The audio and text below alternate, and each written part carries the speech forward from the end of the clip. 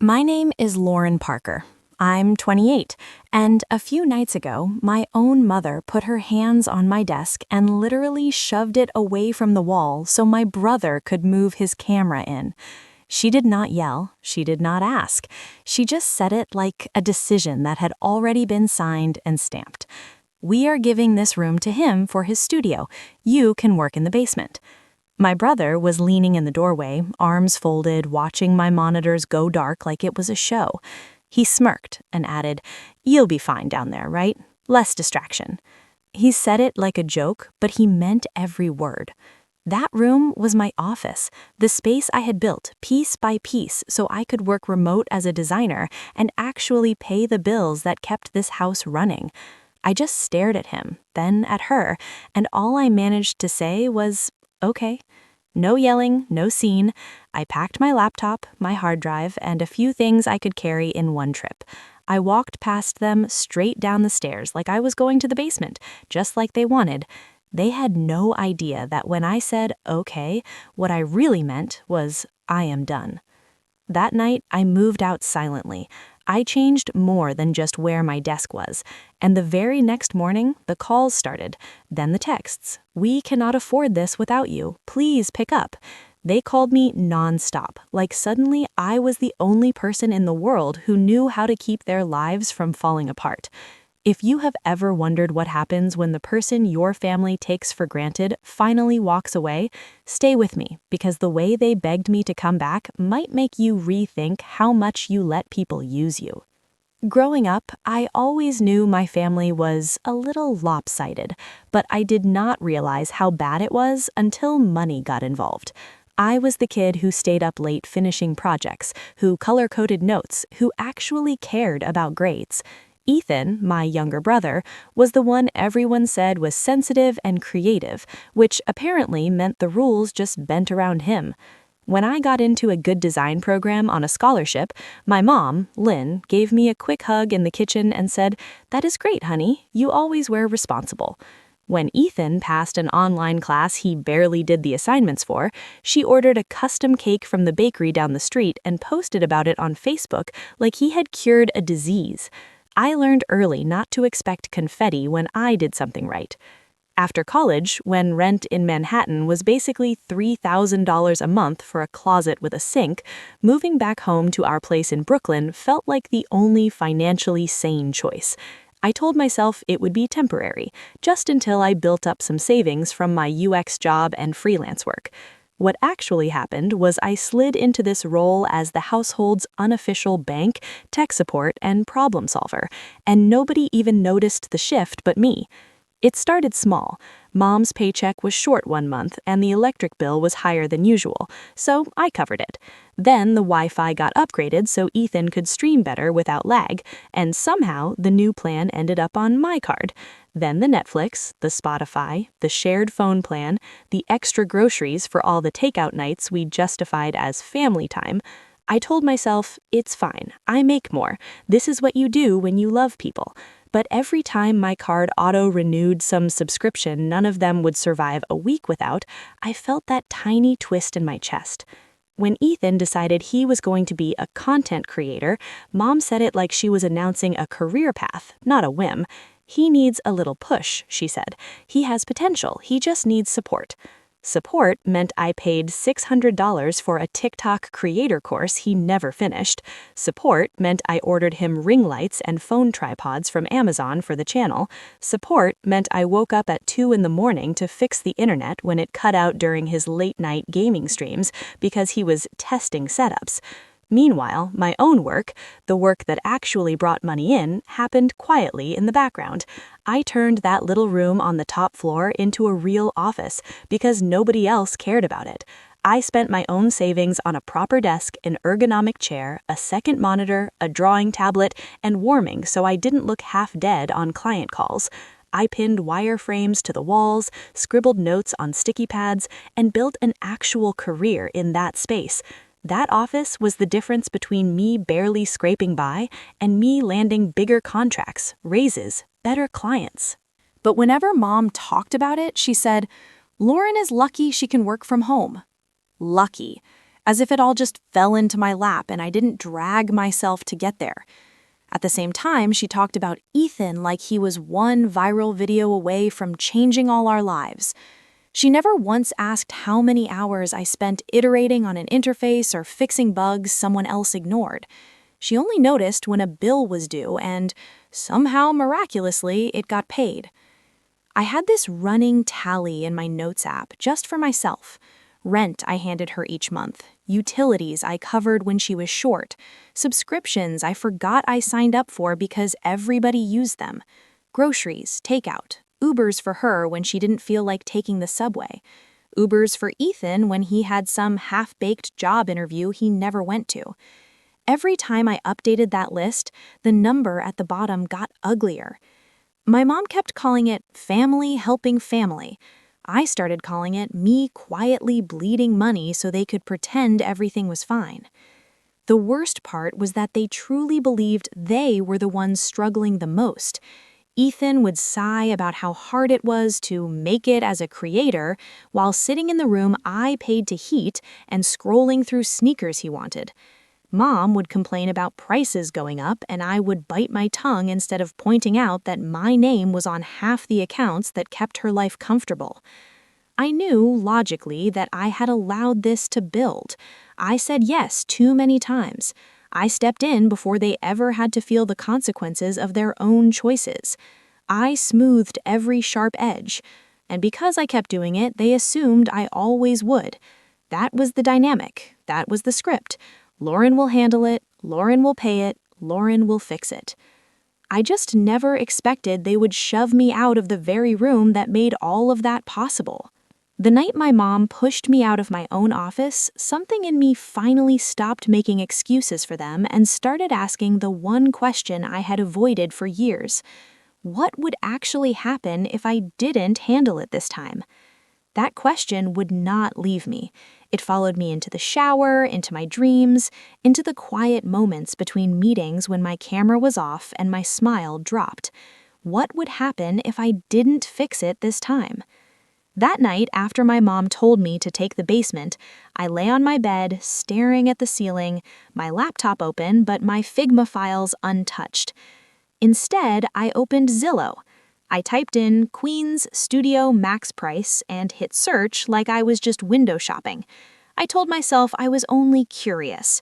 The rent numbers still made my stomach clench, but for the first time they did not feel completely impossible. I had savings, not a fortune, but enough.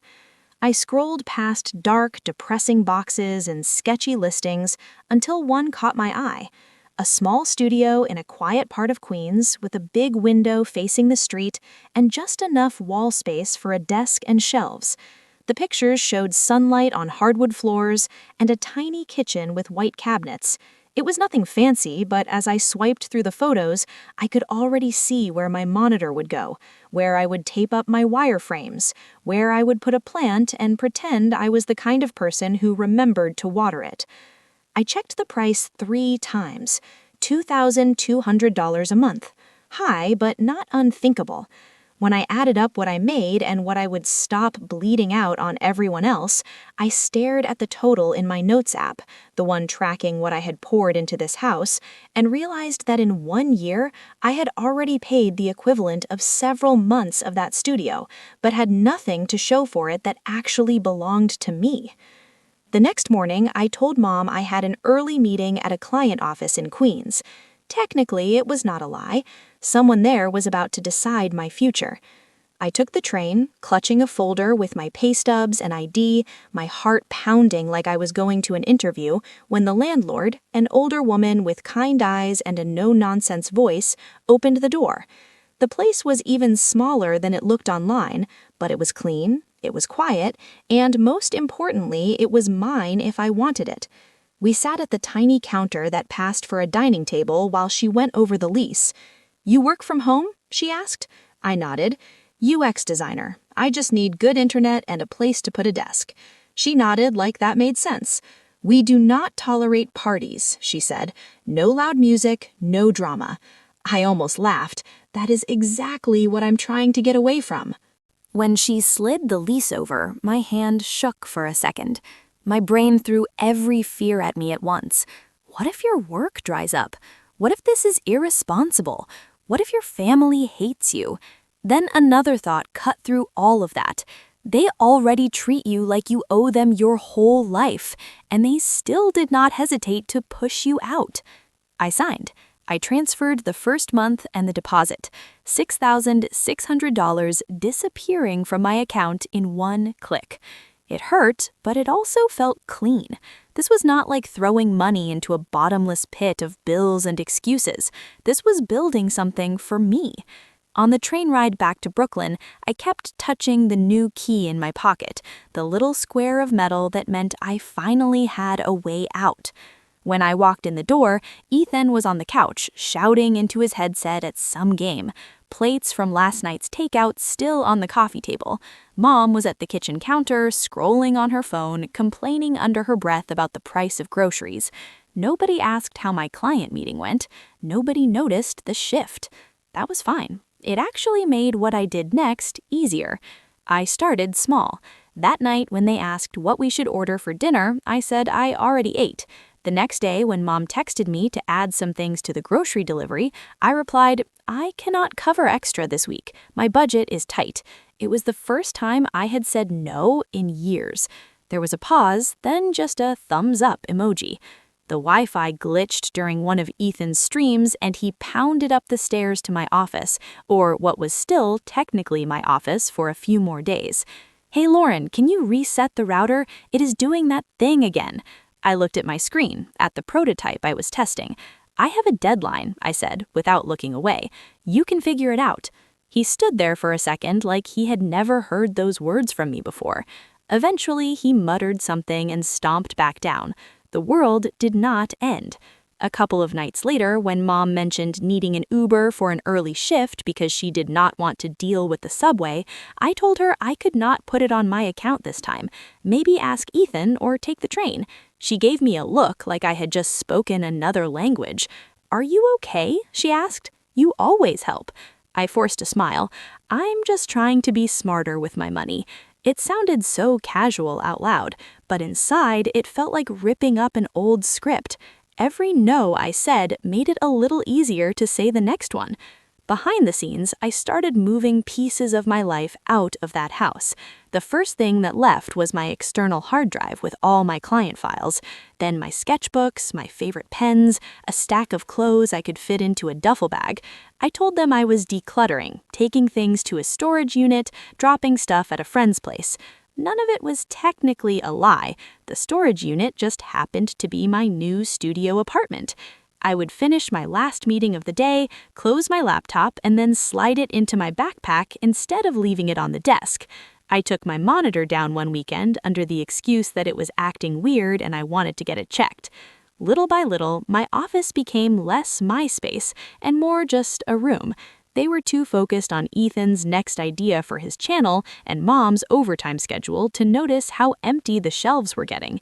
At night, after they went to bed, I would make quiet trips to Queens, carrying boxes down the stairs, one load at a time, so the old steps wouldn't creak too much. Every time I unlocked that new door and stepped into the silent studio, I felt my lungs open a little wider. I would set a box down, look around at the bare walls and the echo of my footsteps, and think, this is where I stopped being the person who fixes everything for everyone else first. I hadn't told them I was leaving yet. I wanted my exit ready before I said the words. If my mom could decide I no longer had a right to the space that funded their life in a single conversation at the dinner table, then I could decide in silence that I was done funding it. By the time they officially turned my old office into Ethan's studio, with his cheap ring light and sneaker boxes stacked in the corner, almost everything that mattered to me was already gone. What they were really pushing out was not just a desk, it was the last piece of leverage they had without even knowing it. It all really snapped a couple of weeks later. By then, most of my important stuff was already in Queens, but I was still sleeping in my old room, still pretending nothing had changed. One Saturday afternoon, I came home from grabbing a coffee and noticed something felt off when I walked past the door of what used to be my office. The room was open, light spilling in, Ethan's voice drifting out as he talked to his phone, testing angles. I stepped inside, and my eyes went straight to the empty spot where my ergonomic chair used to be. The cheap folding chair from the basement was there instead, wobbling under Ethan as he adjusted his tripod. My stomach dropped. "Hey, where's my chair?" I asked, even though I already knew I was not going to like the answer. Ethan barely glanced back. His mom sold it. We needed the money for my mic. The words hit harder than I expected. I turned, walked straight to the kitchen, and found Mom rinsing dishes like it was any other day. "Where is my chair?" I repeated. She did not even look up at first. "Oh, that," she said. "I listed it on Facebook Marketplace. We got $250 for it. Ethan really needed a proper microphone if he is going to take this seriously. We will get you something else for the basement. Your old one was overkill anyway." I just stared at her. That chair was not some random piece of furniture. I bought that with my bonus when my team shipped a big feature. I picked it out after weeks of back pain, sitting in it on the showroom floor while imagining myself finally working like an actual professional instead of hunched over a kitchen table. "You sold it," I said slowly, "without asking me." She shrugged, finally meeting my eyes with this annoying mix of confusion and annoyance, like I was the unreasonable one. "Lauren, it is just a chair. We share things in this house. We needed money. Ethan needed equipment. You can sit on literally anything and work. You're young. You'll be fine." Something inside me went very, very quiet in that moment. For years, I had tried to explain my side, to justify my spending, to gently remind them what I contributed. It never stuck. But standing there, listening to my mom talk about a chair I bought with my own paycheck like it was just community property she could cash out for Ethan's next hobby purchase, I realized talking was done. "You did not share it," I said. "You sold it, and you did not need money. You needed my money again." Her jaw tightened. "Do not start, Lauren," she warned. "We are all under pressure right now. You know how expensive everything is, and Ethan is trying to build something. He needs support." There it was again, that word, support, always flowing one way. I nodded slowly. "You're right," I said. "Everything is expensive. That is why some of us have been paying more than our share for years." Her eyes narrowed. "What is that supposed to mean?" I walked over to the counter, grabbed my phone, and opened the Notes app I had been updating for months. I scrolled, turned the screen toward her. "This is what I mean. Rent, utilities, groceries, subscriptions, Ubers, Ethan's course, his gear, half the stuff you don't even remember asking me to cover." I watched her eyes dart over the numbers, her mouth pressing into a thin line. "That cannot be right," she said weakly. "That's exaggerated. The totals are insane. Things were tight, but not that tight." I tapped a screen. "Screenshots, bank statements, receipts. It's all there. You can look at every line if you want." Ethan wandered into the doorway halfway through this, a controller still in his hand. "What is going on?" he asked. "Is this about the chair?" "Mom, I told you she would freak out. She's so dramatic about everything." I turned to him. "You think I'm being dramatic? You sold my chair so you could buy a microphone for your TikTok videos. A microphone I'm sure you expect me to help pay for when something goes wrong with the order." He rolled his eyes. "Relax, it's not that deep. We're family, we share. That room was just a room. You act like you built a hospital in there." A laugh escaped me, sharp and humorless. "You're right," I said. "It was just a room where I worked the job that has been keeping this family afloat, while you play influencer and Mom pretends we can afford everything because magic money appears every month." Mom stepped in quickly, her voice rising. "That's enough, Lauren. You're being disrespectful. We're all just doing our best. Ethan is trying to find his path. You've always been the responsible one. You can handle more. That's just how it is." There it was again, the script. You can handle more. Translation, you will handle more because we don't want to. I felt my face go cold. "No," I said. "That is how it used to be." She frowned. "What are you talking about?" I slipped my phone into my pocket, suddenly done with this entire conversation. I'm talking about the fact that I'm moving out this weekend. The room went completely still. For a second, I thought maybe they hadn't heard me. Then Mom laughed, a short, disbelieving sound. Don't be ridiculous. You can't just move out. Where would you even go? You know how expensive rent is. You're not thinking straight. Ethan snorted. Sure you are, he muttered. You're mad about a chair in a room, so you're going to run away and make everything worse. I looked between them, feeling strangely calm. You pushed me out of my office without a second thought, I said. You sold my furniture without asking. You took my money, my time, my energy like it was owed. And you never once stopped to think what would happen if I stopped giving it. I have somewhere to go. I have a lease. I moved my bed and the rest of my stuff out on Saturday. Mom's face went through disbelief, anger, and something that looked almost like fear. You cannot do this to us, she said quietly. We need you here. You help with everything. You know we depend on you. I nodded. I know.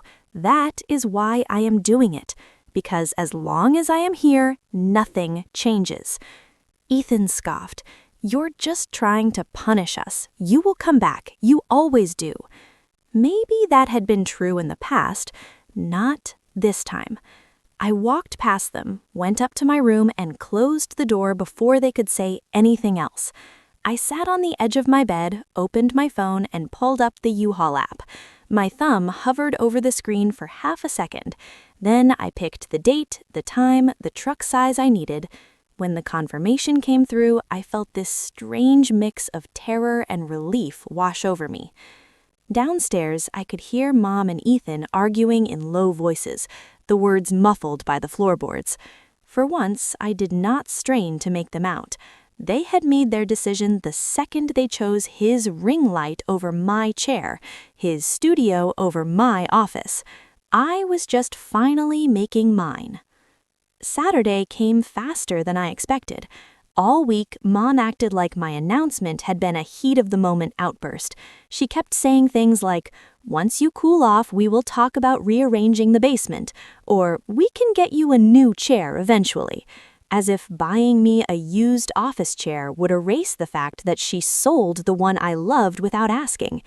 Ethan mostly avoided me except for a few passive-aggressive comments about how I was really going to screw everyone over because I caught feelings about furniture.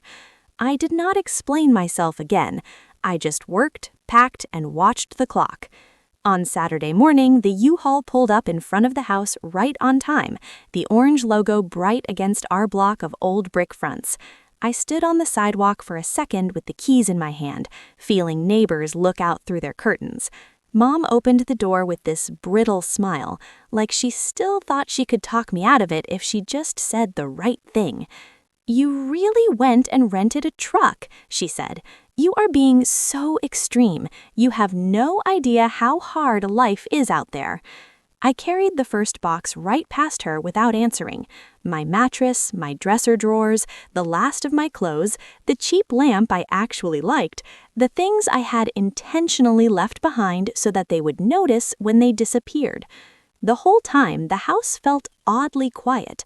No music from Ethan's speakers, no TV, just the sound of my footsteps and the scrape of furniture on wood. At some point, I went into the kitchen and took a sheet of printer paper from the drawer.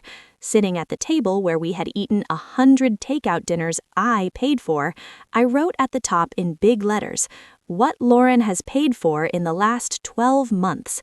Then I started listing. Rent I handed my mom each month with the exact dollar amount. Electricity and gas I covered when she came up short. Wi-Fi, phone plan, Netflix, Hulu, Spotify, all the little subscriptions everyone used without thinking. Groceries and delivery orders, Ethan's $600 creator course, the ring lights, the tripods, the must-have accessories, Ubers and Lyfts for Mom when she didn't feel safe taking the subway at night, for Ethan when he had job interviews or networking events he never followed through on. Next to each category, I wrote the total for the year, then drew a line at the bottom and added them up. $18,600 and change. I stared at that number for a long second. That was almost an entire year of rent at my new place. I grabbed a magnet and slapped the paper onto the front of the fridge, where nobody could miss it. Mom walked in just as I stepped back. "What is this?" she asked, reaching for it. I moved faster and flattened my hand on the paper. "You can read it, you just can't take it down." Ethan wandered in behind her, barefoot, yawning like it was any other Saturday. His eyes flicked to the truck outside and then to the paper. Mom's face went pale as she scanned the numbers.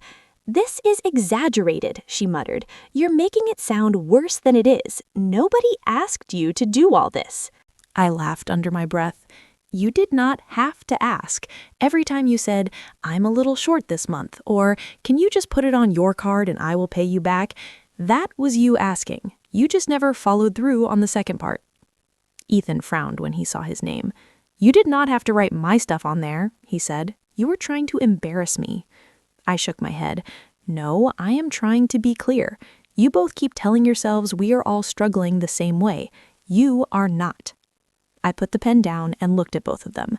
"This is the last month I will ever pay for this house." Mom opened her mouth like she had something sharp to throw back, but nothing came out. Ethan just looked angry and uncomfortable, which honestly was the first time I had seen him feel anything besides entitlement in a while. I loaded the last box, then went upstairs one final time to check that I had not forgotten anything that mattered. My old room looked weirdly bare. The bed frame and a few random things would stay. I left them on purpose. I wanted there to be empty space where my life used to be. When I carried my pillow down the stairs, Mom was standing by the door, clutching the edge like she needed it to stay upright. "Lauren, please," she said quietly, "just think about this. We need you here. We cannot afford for you to just walk away." I paused, one hand on the doorknob. "You should have thought about what you could and could not afford before you pushed me out of the room that paid for all of this," I said. "I am not doing this to hurt you. I am doing this because staying here is killing me." She shook her head, eyes glossy. "You are being dramatic. You will be back. You always come back." "Maybe," I said, "but if I do, it will not be as your paycheck." I stepped out, closed the door behind me, and climbed into the driver's seat of the U-Haul. As I pulled away from the curb, I saw them in the side mirror, standing on the stoop. Mom had her arms wrapped around herself, and Ethan kept glancing from the truck to the paper on the fridge through the kitchen window. For a second, guilt twisted in my chest, like it always did. Then I pictured my new studio, the sunlight on the floor, the key in my pocket, and I kept driving. That night, I unpacked as much as my sore arms would allow, made a cheap dinner in my little kitchen, and sat on the floor among half-open boxes. My phone buzzed a few times with texts from friends, a notification from my bank about the U-Haul charge, nothing from my family. The silence was almost eerie, but it also felt like proof that I was finally on my own. I went to sleep on a mattress on the floor, exhausted but lighter than I had felt in years. The next morning, I woke up to my phone vibrating so hard it nearly slid off the nightstand. The lock screen was a wall of missed calls from Mom and Ethan, and a dozen notifications stacked on top of each other. For a second, my old instincts kicked in. Something must be wrong. Someone must be hurt. I grabbed the phone and tapped into the messages. The first text from Mom was simple: "Call me." Then, "You changed the passwords. We cannot log into anything. The internet bill is due and it is higher than I thought. Please fix this." Then, "We cannot afford this without you. Please answer your phone." Ethan's messages were more frantic and less polite. "Bro, the Wi-Fi is out. I cannot stream. Did you kill it on purpose? Seriously, Lauren, none of this is funny. Mom is freaking out. We cannot pay all these bills without you." My phone started ringing again, Mom's name flashing on the screen. It buzzed and buzzed, the vibration filling the little studio. I sat there in the quiet, staring at her name, at Ethan's text stacked underneath. For years, every time that phone lit up with their crisis, I dropped everything to solve them. I answered from meetings, from dates, from my own sick days, because if I didn't, everything would fall apart. I watched it ring until it went to voicemail. Then it rang again, and I let it. I set the phone face down on the table, took a breath, and made myself a cup of coffee while it buzzed. They pushed me out of my own office like I was optional, like my work and my boundaries didn't matter. Less than 24 hours later, they were begging me back because they were finally feeling the cost of that choice. If you have ever wondered what happens when the person holding everything together finally stops picking up the phone, this was just the beginning. The calls did not slow down after that first morning. If anything, they came in waves. I let most of them go to voicemail. Old me would have picked up on the first ring, already mentally rearranging my budget. New me looked at their names on the screen, felt the spike of anxiety, and put the phone face down. I still read the texts, though. Curiosity is stubborn. Mom swung between guilt and anger. One minute it was, "I cannot believe you would do this to your own family." And the next it was, "I am sorry. I am just overwhelmed. Please call me. I do not know how we are going to make it." Ethan's messages were a mix of complaining and entitlement. "You really killed the Wi-Fi. Seriously, you ruined my stream." Followed by, "At least fix the accounts so we can downgrade." I drank my coffee, logged into work, and let their emergencies stay theirs. My days in Queens were boring in the best possible way. I woke up, made breakfast in silence, worked through my UX tasks, took a walk when I needed air, cooked simple dinners, and went to bed without anyone asking for my card number at 11:30 at night. A few days in, Mom left a voicemail that sounded different. Her voice was small, not sharp. "Lauren, I know you are angry," she said. "I know you think we do not appreciate everything you did. Maybe you are right, but the gas company is threatening to shut off, and I did not realize how much was in your name. We are behind. I do not know what to do. It's getting cold. Please." I felt that familiar tug in my chest, but I did not call back right away. For the first time, I let them sit with the mess. New York answered her before I did. The temperature dropped hard. A couple nights later, my phone lit up again, and something in me said, "Pick up." I answered on the third ring. Mom's voice came through fast, almost frantic. "The heat is out," she said. "The furnace stopped working. It's freezing in here. The repair guy says it will be at least $400 just to get it running. We have nothing. We are overdrawn. We can't afford this. Please, I do not know what to do."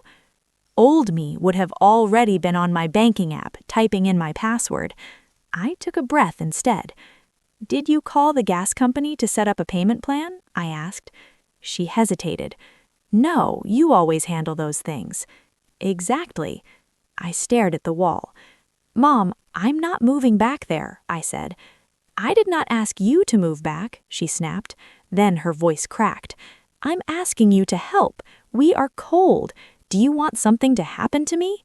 Ethan yelled in the background. "Come on, Lauren, this is serious. It's not about Wi-Fi. Mom is freezing. Do you really not care?"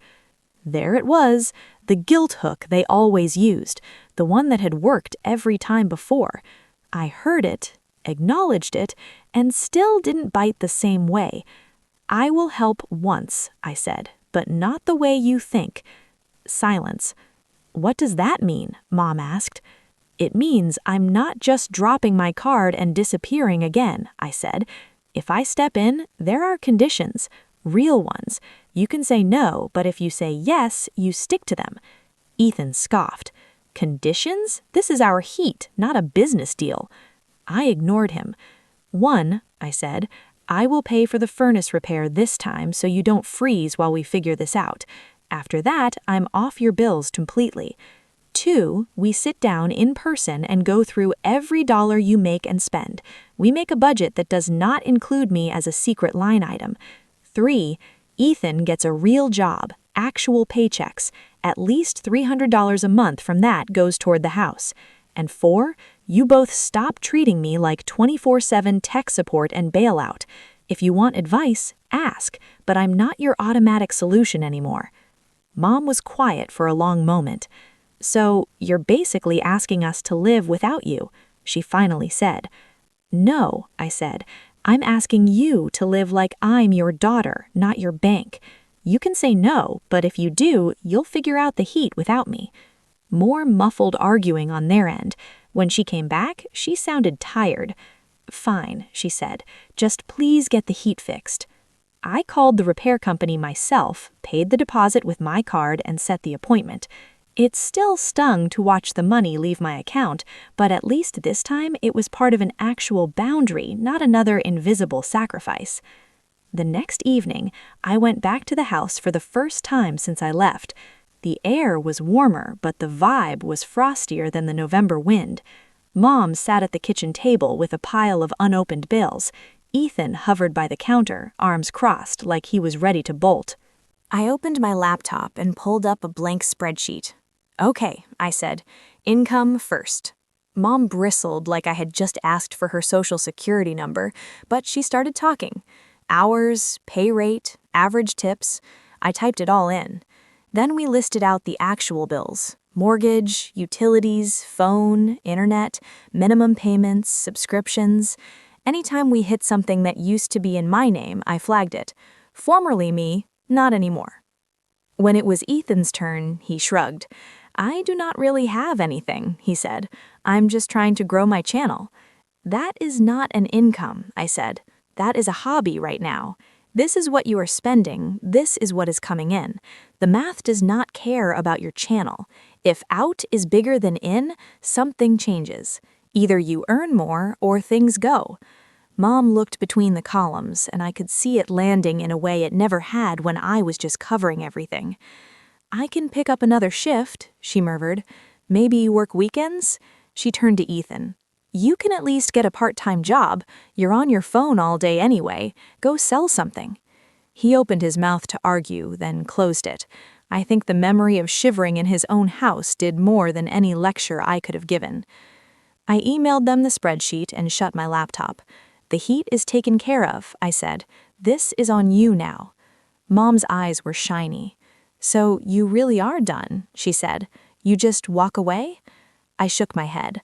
"I'm not walking away from you," I said. "I'm walking away from being your safety net. I will still come for dinner. I will answer the phone when I can, but I'm not going back to the way things were." On my way out, I glanced at the fridge. The paper with my list of what I had paid for was still there, edges curled, but nobody had taken it down.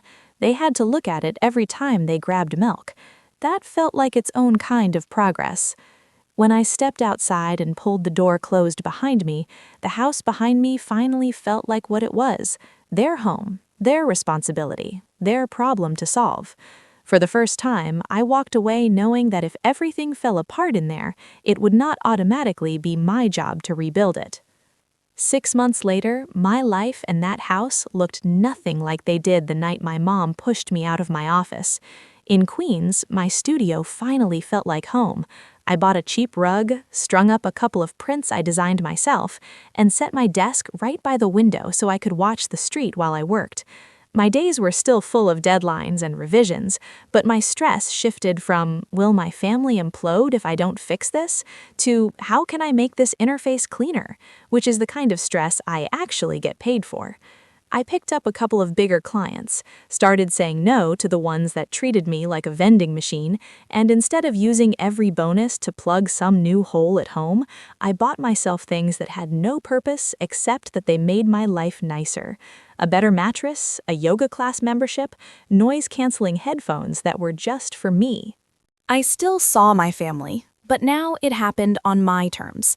The first time I went back for dinner after the heat situation, the house felt strange, like it was learning to stand on new legs.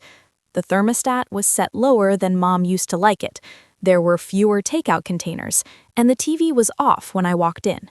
Mom had dark circles under her eyes, but there was something steadier in the way she moved. Halfway through eating, she slid an envelope across the table to me without looking up. When I opened it, there was a folded check inside for $100. "It is not much," she said quickly, "but it is the first payment for what we owe you." My throat got tight. I did not need the money back. Not really.